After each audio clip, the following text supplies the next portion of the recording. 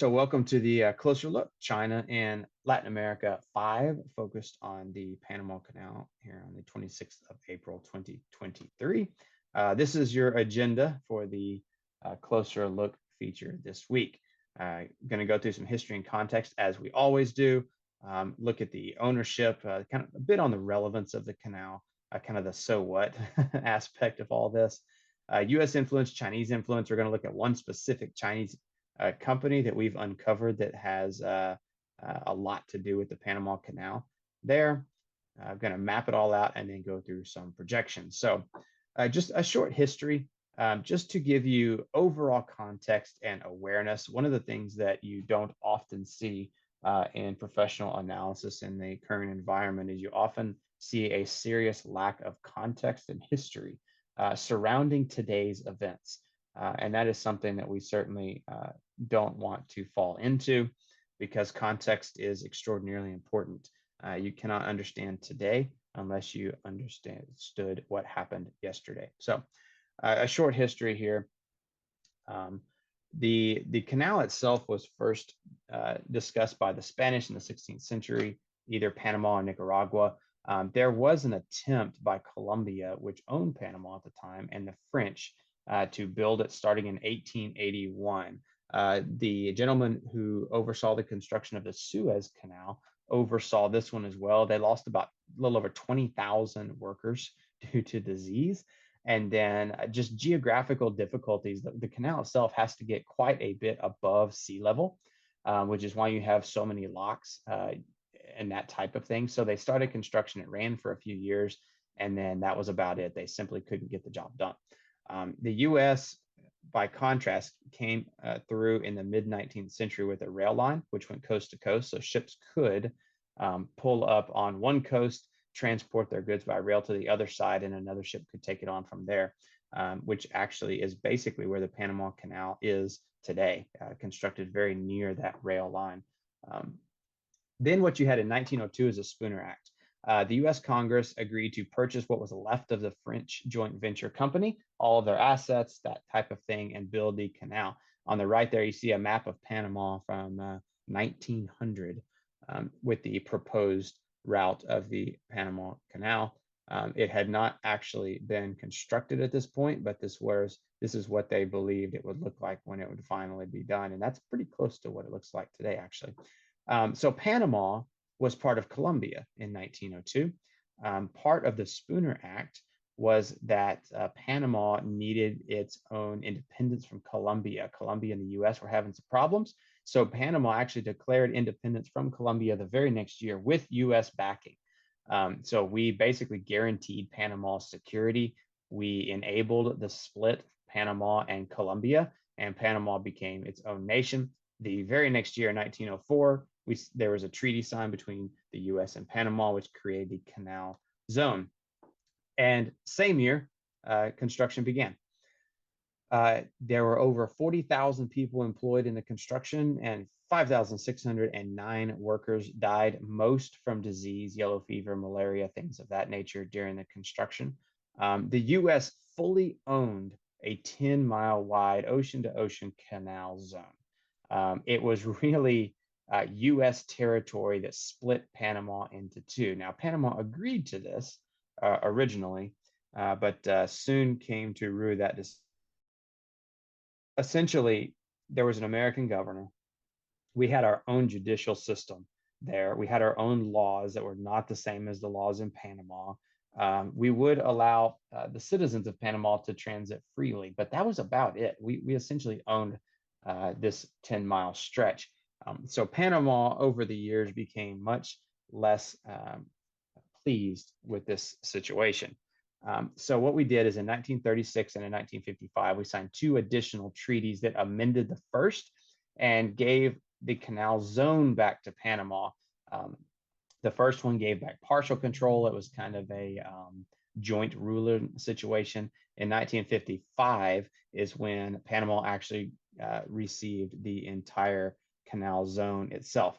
Now, 1979 is when the Panama Canal Treaty was ratified, which terminated all of the previous and gave everything over to Panama upon its expiration in 1999, at which time the U.S. lost all claims. So since 1999, if you're looking to earmark a certain year, since 1999, December 31st, 1999, midday is when control was transferred to Panama in full. Current ownership is the Panama Canal Authority. They fully own it. They don't fully operate it, which we'll get to here in a bit, but they are charged with oversight, maintenance, upgrades, blah, blah, blah. And then also the entire canal zone itself. So Panama Canal Authority is the current owner of the canal itself. This is a quick map for you just on the canal and lock system, just so you can get a feel for it. Pretty close to the 1900 map that we looked at before, except that the lake there was created using, at the time, the world's largest dam. And so the lake was not there in the 1900 map. It was much, much smaller and basically created when the canal was. But you've got the Atlantic there at the top and the Pacific there at the bottom. So that's what you're looking at for the region. Now, the relevance of it is essentially this. It's extraordinarily important to the United States. So when you look at origin and destination of cargo for last year, it's overwhelmingly the United States. The China is up there, but not even close. Chile, Korea, Japan, etc., as far as origin points. But when you get to destination, it's still overwhelmingly the United States. So when you look at total over there, let's see, third from the end, my goodness, the US dominates with 73% share. So for the US, this is an absolutely critical canal. Other countries appreciate its use and enjoy its use, but to a much lesser extent. So when you look at the Suez Canal, for example, or the Taiwanese Straits, you see a more balanced share than this. The canal is used by the US at an extraordinarily high rate. These stats, by the way, are from the Panama Canal Authority that we referenced just before. So what you're looking at here as far as total traffic, you can see the transits and things like that, the tonnage, et cetera, pretty significant for ocean-going commercial traffic. And holding pretty steady as well. You can see the 2020, 2021, and 2022 numbers, not terribly different from each other. So holding fairly steady, although in the 2021 fiscal year, it did reach an all-time high when it came to millions of tons of goods. Part of that is just because these ships are getting bigger, and you can have basically the same number of transits, but more goods. About 3.5% of world maritime trade goes through the Panama Canal.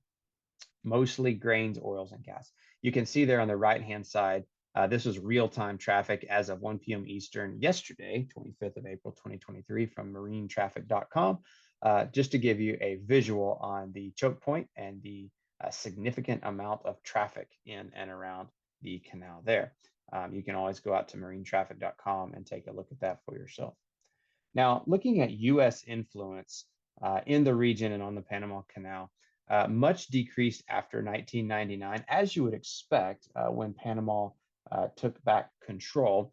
But one of the other factors that's particularly relevant is that U.S. companies almost never bid on infrastructure projects or commercial projects or anything like that in the region. There's just almost no commercial interest. So when we're about to get the Chinese influence, but when you have China moving in to invest in the region, to build things in the region, they very rarely have any significant competition from U.S. companies. Sometimes they have competition from local companies. Sometimes South Korea or Japan are actually pretty competitive on these infrastructure projects, but the U.S. really isn't. So after 1999, we essentially just didn't care anymore, is what it really looks like. We've had lapses where we didn't have ambassadors in country for quite some time, things of that nature. We just have more or less deprioritized Panama. Recently, due to growing concerns about Chinese influence in the area, some of that has been mitigated, but by and large, it has not. Chinese influence is very different than the US. So Panama switched allegiance from Taiwan to China in 2017. they almost immediately received most favored nation status from China. China immediately understood the criticality of the Panama Canal and started making moves. Now, they had invested in Panama prior to 2017, which we'll get to here in a little bit, but the official switching of allegiance was 2017. The ports of Balboa and Cristobal, one on either end of the canal, are managed by a Chinese firm, fully managed, by the way, under the oversight of the Panama Canal Authority. But when it comes to the day-to-day management of those two ports on either end, it is by a Chinese firm. You also have Chinese construction companies who have designed and built or been involved in building two major bridges over the canal.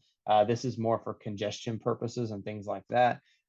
You've got a massive, massive convention center over on the Pacific side, funded by loans from China. A lot of Chinese control there on that particular convention center, which is heavily used. And then you have a company called Shanghai Gorgeous investing 900 million in a natural gas electrical plant nearby that is being worked on now.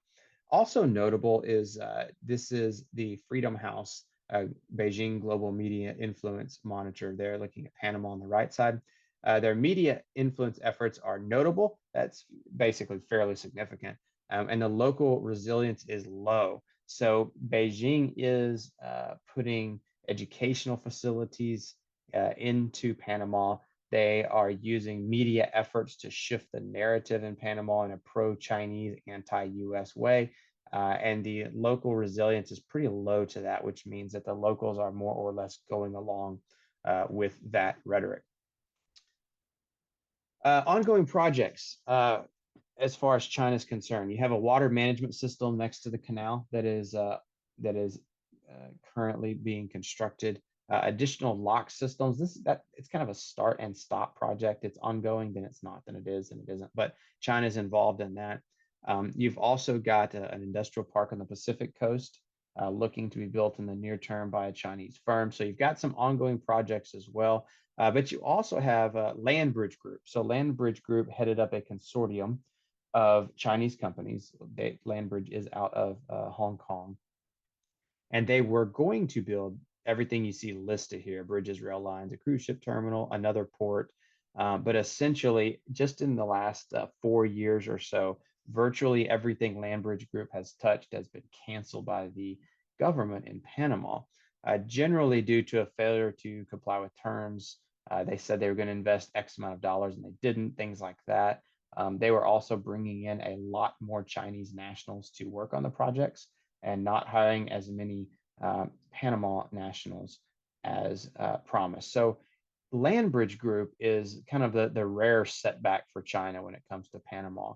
These other companies are still doing quite well, still working on infrastructure projects, et cetera, but not Landbridge Group. So this is really the only hiccup in relations between these two countries, especially when it comes to the area around the Panama Canal. But it is somewhat notable to show that. I will also say that in our research and investigation into these companies that work on the Panama Canal, Hutchinson Whampoa is one that's very, very interesting and worth doing additional research on if you just really want to do a deep dive personally. The Panama Ports Company, which administers the Balboa and Cristobal ports that we mentioned before, as well as Margarita Island, which you'll see in the map on the next slide. They are a subsidiary of Hutchison Whampoa.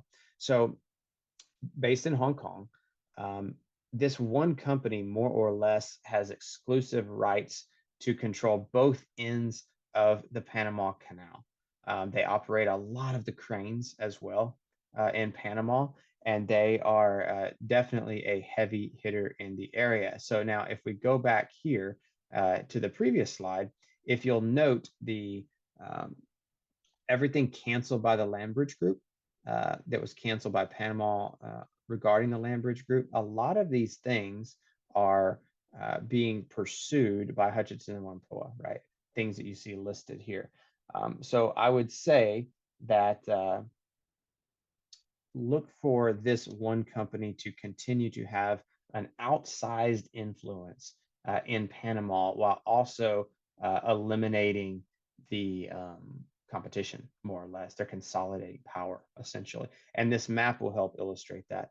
This is Chinese influence within Panama's infrastructure. So you've got a natural gas electric plant by Shanghai Gorges, but basically, more or less, everything you see here outside of that plant and the convention center at the bottom has Hutchinson fingerprints all over it. China more or less has infrastructure control on both ends of the canal. You can see the bridges that have been constructed there and the ports that we've been mentioning.